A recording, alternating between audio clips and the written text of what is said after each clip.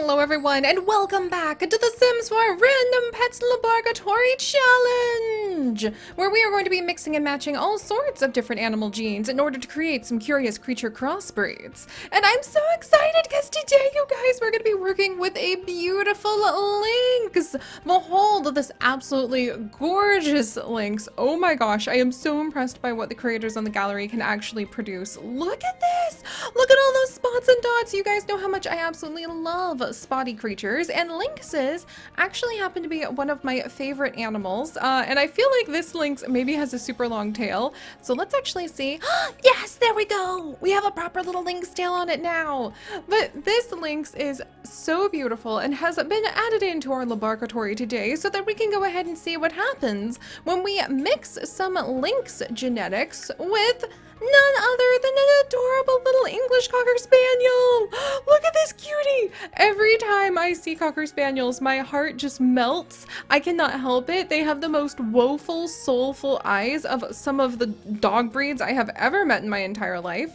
If you guys have ever seen a baby Cocker Spaniel just trot up to you before and look up at you with that little face, you know they are like the perfect embodiment of puppy eyes, and they're so freaking cute! So today, friends, I am very happy that one of you has brought in your English Cocker Spaniel, Puddles, to the LaBARKatory so that we can go ahead and grab a little bit of Puddles' DNA to put into a petri dish with the beautiful Eveline, a gorgeous Eurasian lynx who has been added into our LaBARKatory before we go ahead and send her onwards, possibly to our Redwood Red Wolf National Park in our Planet Zoo series, where very shortly here I hope to come up with some amazing new modded animals that are going to be popping into our Planet Zoo adventures, so keep an eye out over there. Oh, but I'm so excited, and you guys know the drill by now. Go ahead and leave some comments down below if you would like to have a chance to become one of our wonderful crossbreed creations in the future. And otherwise, friends, snap on those safety goggles, put on your lab coats, and whip out those petri dishes, because it is time to go ahead and snag just a little pinch of Eveline's DNA and a little pinch of Puddles' DNA. Oh my gosh, Puddles, your eyes! Okay, if you guys have like some Cocker Spaniels at home, or you have ever met one, please let me know. We used to have the most adorable Cocker Spaniel who lived behind our house when we lived in Michigan, named Lily. She was so cute, and she got a little brother named Jake who was just this pile of preciousness right before we moved away. I loved seeing them out in the yard so much. I swear they were smaller than the fox squirrels we had there. Oh, I've got a soft spot for them. But alright, so let's go ahead and snag Puddles and the wonderful Eveline's DNA, put it into a petri dish, and see what we actually— I'm hoping for adorable spotty, floppy-eared Cocker Spaniel puppies. That would be so freaking cute. Alright, so let's go ahead and we're going to grab Puddles and oh yes! We ended up with spotty! We ended up with floppy ears. I don't know if this is going to be like a large cat or if it's going to be a small dog yet, since we need to go ahead and see what this little one will turn into. 1 second, friends. But really quickly, I wanted to say a quick shout out to Puddles, who left a comment in our previous video saying that I should try out the game called Cats and Soup, which is an adorable little mobile game. If you guys have played that yet, let me know, because it looks so cute and it has been on my list for quite a while now. So I can definitely bump it up the list if it proves to be that freaking adorable.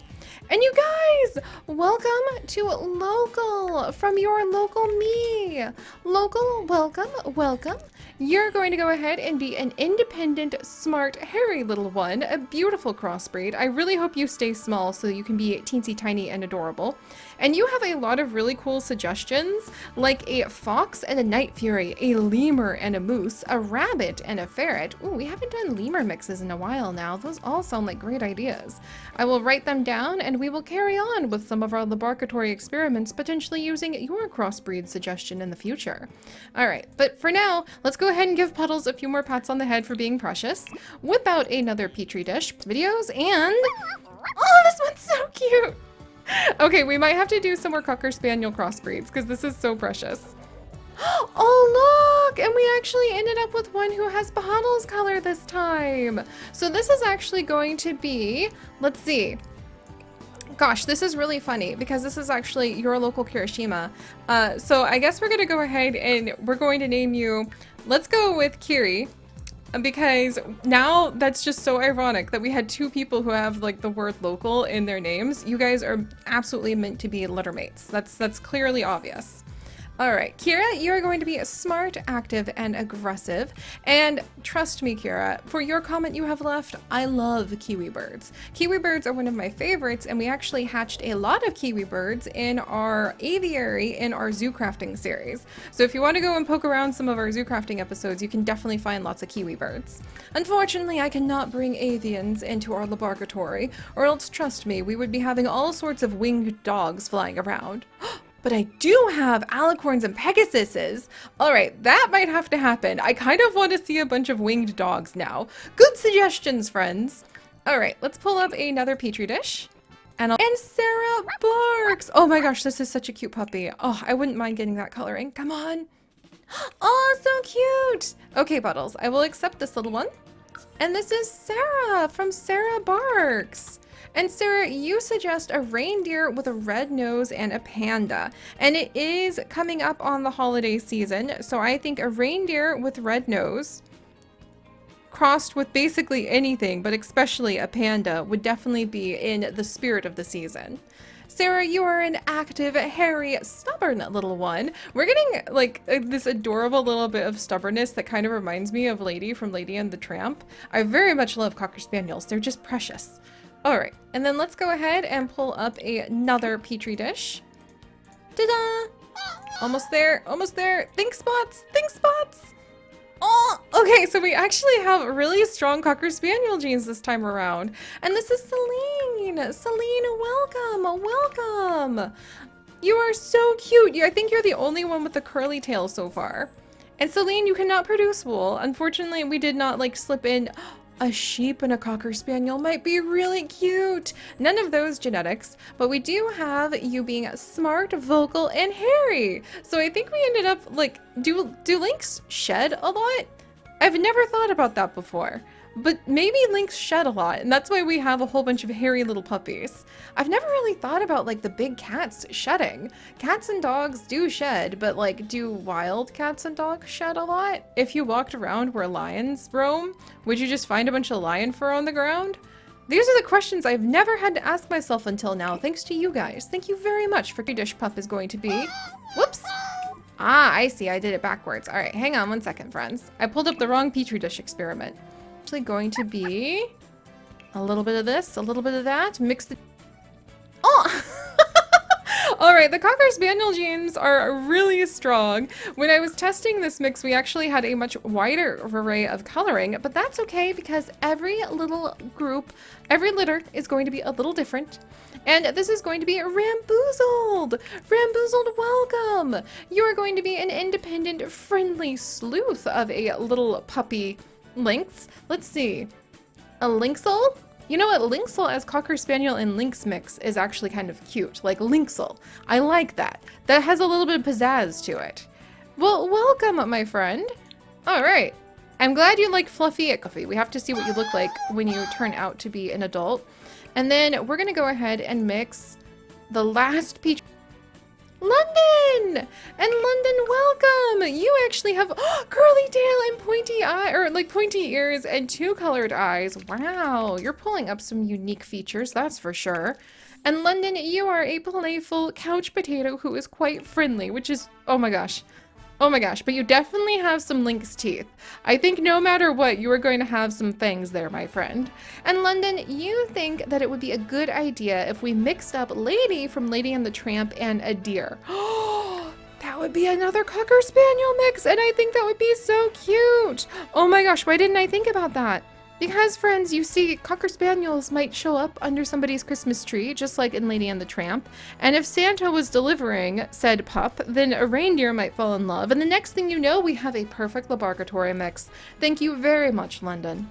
But all right, my friends, this was interesting. Literally, when I was testing this out to make sure that the mix would work appropriately, I had a much wider range of colors. But this time around, we really ended up with a lot of curly tails. And we ended up with like a lot of Cocker Spaniel puppies. So we're gonna have to go ahead and see what they look like when they grow up. Let's see, how many curly tails do we have? Like 2 really curly tails and 1 somewhat uppy tail. But all right, let's go ahead and see what this mix has produced with Local growing up first. Local?